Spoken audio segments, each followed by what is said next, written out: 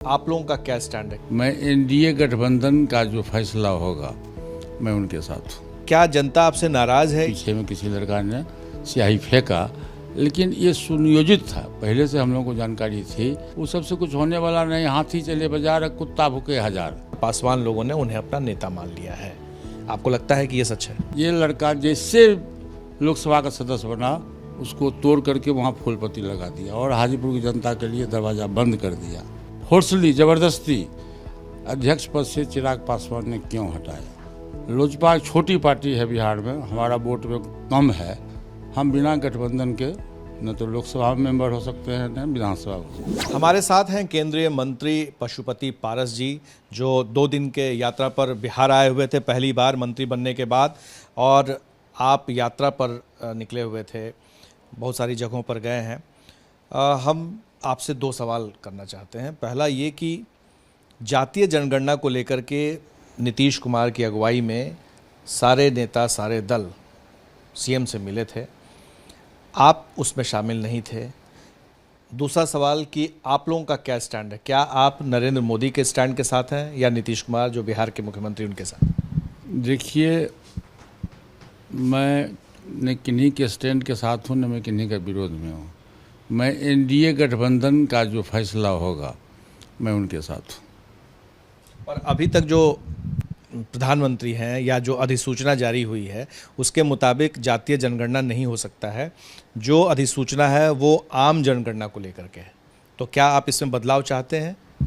एक बार मैंने कहा ना कि जो एनडीए गठबंधन की राय होगी, चूँकि एनडीए गठबंधन का मैं पार्ट हूँ और भारत सरकार का मैं मिनिस्टर भी हूँ, तो एनडीए गठबंधन की जो राय होगी, आम सहमति से जो राय बनेगी, हमारी पार्टी और हम उनके साथ हैं, उस राय के साथ। एनडीए के पार्ट माननीय नीतीश कुमार जी भी हैं, एनडीए के पार्ट माननीय जीतन राम मांझी जी भी हैं, मुकेश सहनी जी हैं, मैं भी हूँ और भाजपा भी है। सभी पांचों दल का एक मिश्रण है।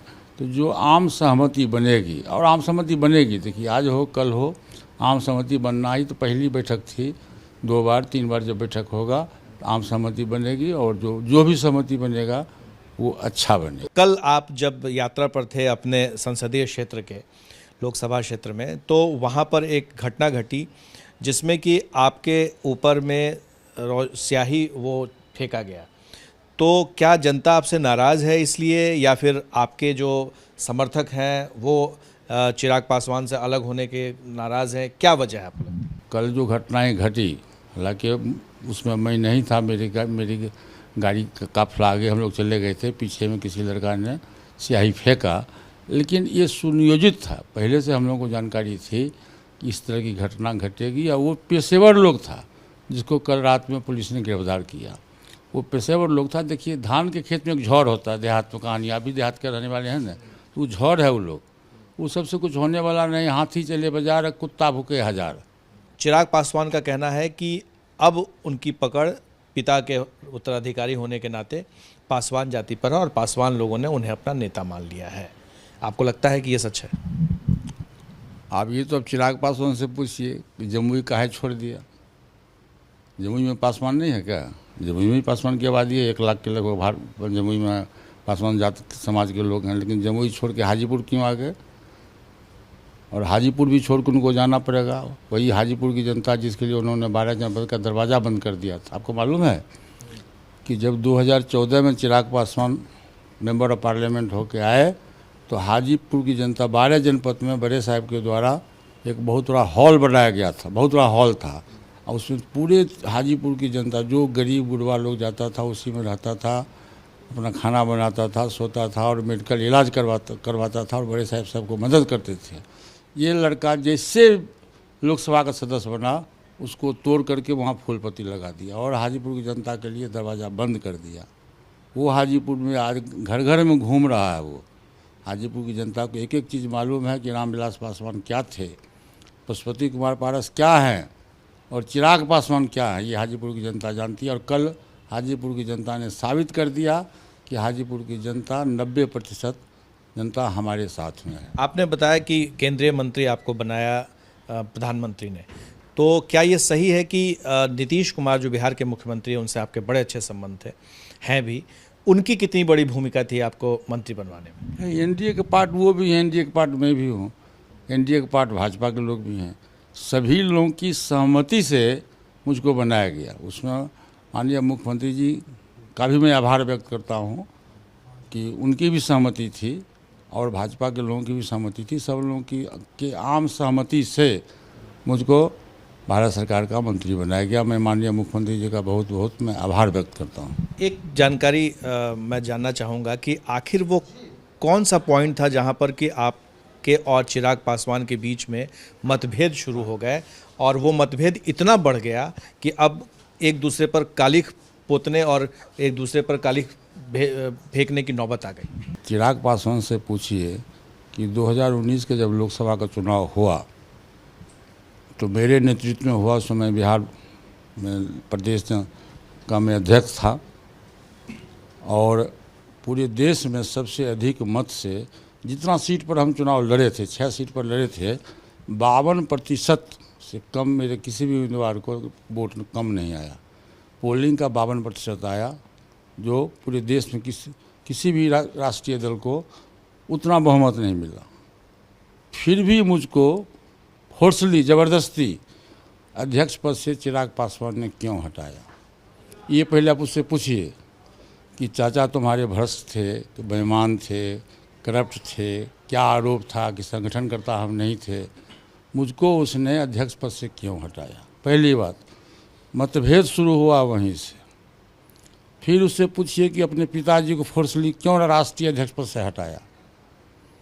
पासवान जी की इच्छा नहीं थी। पुत्र मोह अलग बात है, सब फादर को अपने पुत्र के प्रति प्रेम रहता है, लेकिन उसने पासवान जी की इच्छा के विरुद्ध उसने पासवान जी को राष्ट्रीय अध्यक्ष पद से हटाया। मैं आज इस रहस्य को खोलता हूँ और दुनिया के इतिहास में ऐसा कभी नहीं हुआ होगा कि एक व्यक्ति संसदीय दल का नेता हो, वही व्यक्ति राष्ट्रीय अध्यक्ष हो, वही व्यक्ति संसदीय बोर्ड का अध्यक्ष हो और वही व्यक्ति एक प्रदेश का अध्यक्ष हो।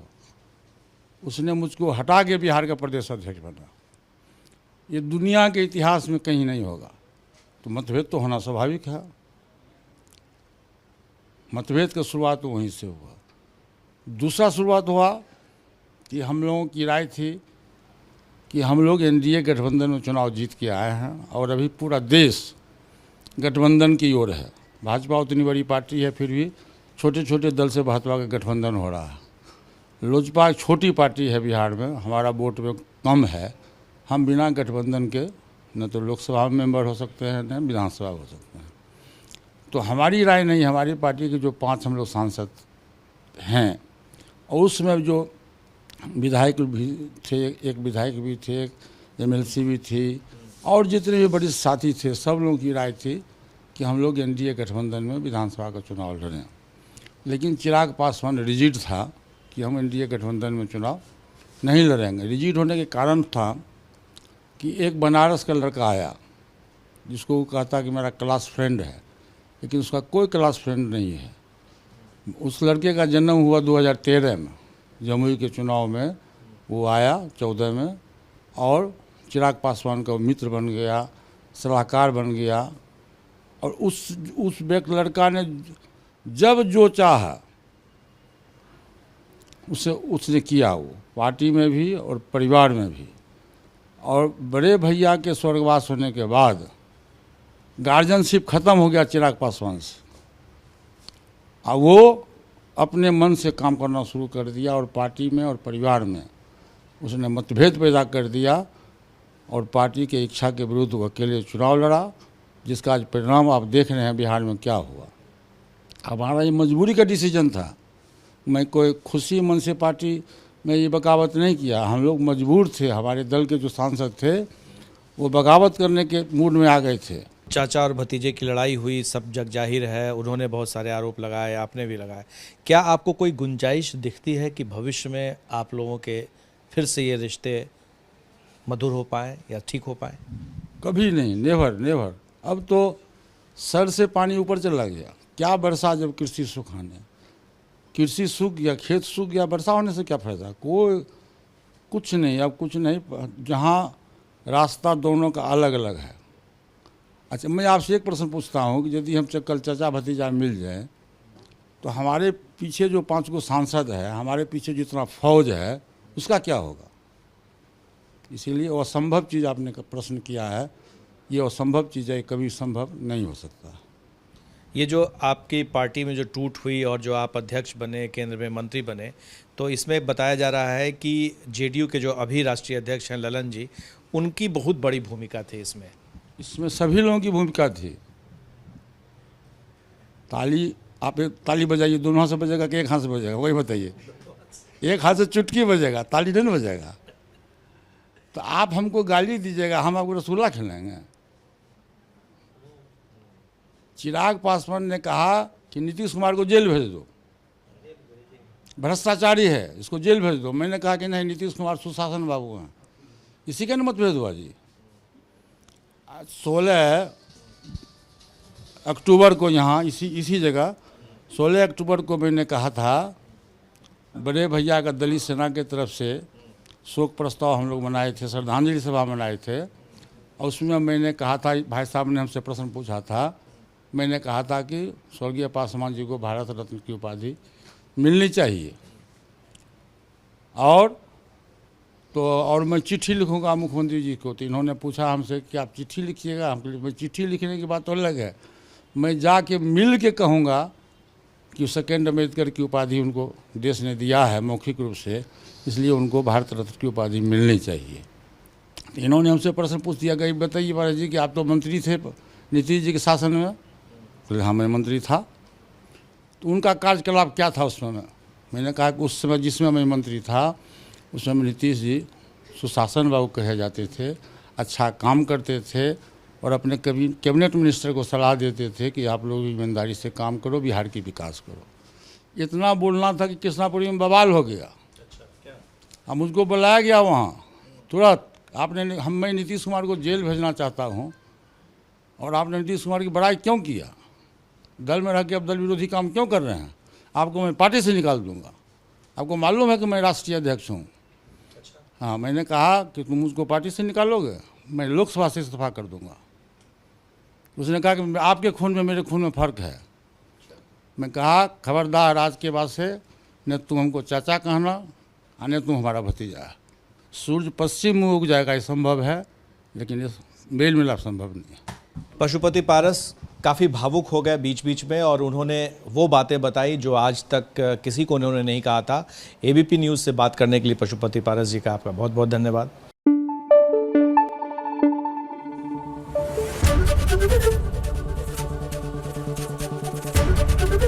एबीपी न्यूज़ आपको रखे आगे।